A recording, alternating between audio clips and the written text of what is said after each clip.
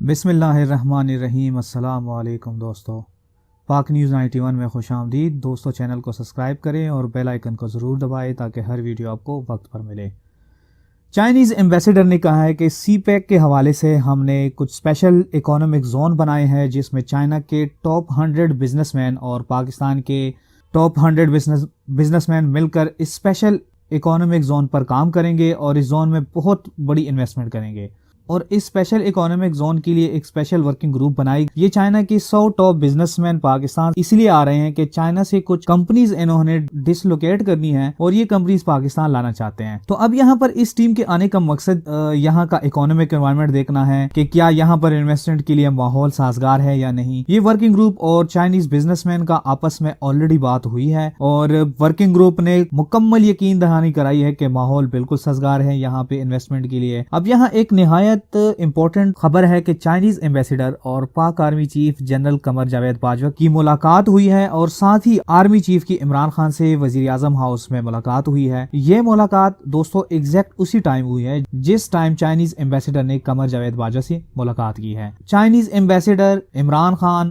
اور قمر جاوید باجوہ کے ملاقات کا مین ایجنڈا ملک کے اندرونی صورتحال کے بارے میں بریفنگ دینی تھی، اور ساتھ ساتھ سی پیک کے حوالے سے اٹھنے والے افواہوں کا اور پاکستان کے اندر جو خفیہ ایجنسیز کے غدار لوگ ہیں وہ جھوٹی افواہیں پلانے والوں کے خلاف ایکشن لینے کا بھی وہاں پہ ڈسکس ہوا ہے، کیونکہ چائنیز 100 بزنس مین کا جو گروپ آ رہا ہے ان کو اس بات کی یقین دہانی چاہیے کہ اگر ہم کچھ کمپنیز یہاں شفٹ کریں تو یہاں کا معاشی ماحول ہمیں سازگار ہونا چاہیے تاکہ یہاں پہ کوئی مسئلہ نہ بنے اور ہم انویسٹمنٹ صحیح طریقے سے کر پائیں۔ بھارت اس وقت بلوچ کے کچھ غدار لوگوں کے ساتھ مل کر مکمل طور پر سی پیک کے خلاف لگے ہیں۔ وہ نہیں چاہتے کہ سی پیک کا منصوبہ کامیاب ہو اور پاکستان کی معاشی حالت ٹھیک ہو۔ اب یہ جتنی بھی کنسٹرکشن ہو رہی ہے دوستو، اسپیشل اکنامک زون جو بن رہے ہیں اور ورکنگ گروپ کام کر رہی ہے، ان کے خلاف کچھ پروپیگنڈا شروع ہوا ہے کہ چائنا پاکستان کو قرض دے کر اور سی پیک کی شکل میں انویسٹمنٹ کر کے پاکستان سے اپنی مرضی کی شرطیں منوائے گا، اور یہ تب پاسبل ہے جب پاکستان چائنا کا قرضہ واپس کرنے لگے گا۔ تب پاکستان کی معاشی حالت ایسی نہیں ہوگی کہ وہ چائنا کا قرض واپس کرے۔ دوستو پاکستان پر اس وقت بیرونی قرض لگ بھگ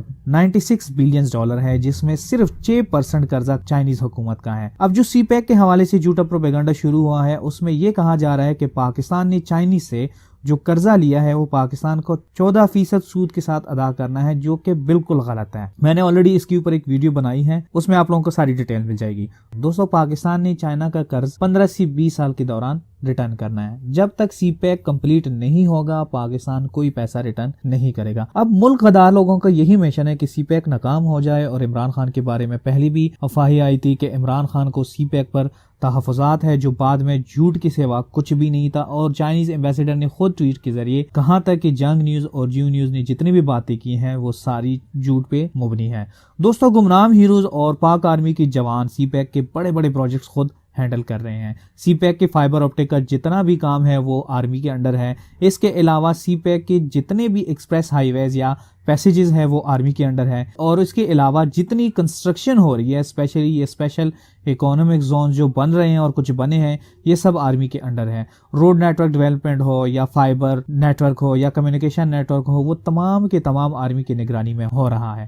تو اب یہاں چائنیز ایمبیسیڈر کا آرمی چیف سے ملنا اور آرمی چیف کا عمران خان سے ملنا ایک پلاننگ اور اندرونی حالات کے جائزہ لینے اور اس کے لیے لائحہ عمل تیار ہونی جا رہی ہے، اور موجودہ لائحہ عمل میں کچھ ترمیم ہونے جا رہی ہے جو اس سی پیک پروجیکٹ کے لیے اور قومی سلامتی کے لیے بہت بہتر ہوگی۔ سعودی عرب بھی سی پیک میں آ رہا ہے اور دبئی قطر بھی انٹرسٹ لے رہے ہیں۔ ایک خفیہ رپورٹ کے مطابق یو اے ای اور قطر 100% تیار بیٹھے ہیں سی پیک میں شامل ہونے کے لیے۔ اب سعودی عرب کے آرمی چیف کا GHQ دورہ اور قمر جاوید باجوہ سے ملنا محض اتفاق نہیں، ایک تو مشترکہ ٹریننگ کے حوالے سے جو بات چیت ہوئی تھی جس میں سعودی عرب کے ساتھ فوجی امداد کرنا ہمارا فرض بنتا ہے، اور قمر جاوید باجوہ نے بھی کہا ہے کہ ہمارا یہ فرض ہے کہ ہم ان کے مدد کریں، اور ساتھ ساتھ جو رپورٹ سامنے ہے اس میں یہ بھی ہے کہ سعودی عرب سی پیک کے حوالے سے بہت سیریس ہے، کیونکہ کراچی میں سعودی عرب کی مدد سے دنیا کی سب سے تیسری بڑی آئل ریفائنری آ رہی ہے۔ اب پورا عرب اور تمام عرب ممالک پاکستان آنا چاہتے ہیں اور یہاں انویسٹ کرنا چاہتے ہیں۔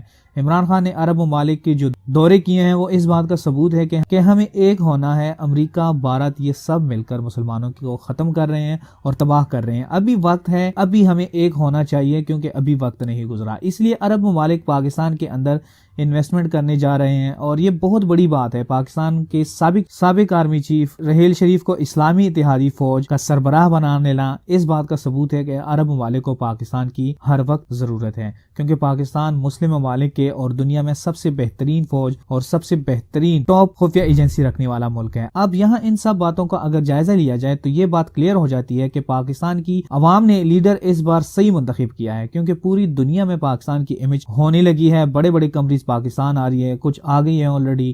چائنیز کی 100 بزنس مین اور پاکستان کی 100 بزنس مین جب ایک ساتھ مل کے کام کریں گے اور انویسٹ کریں گے، ملک کی معاشی حالت بہت بہتر ہو جائے گی۔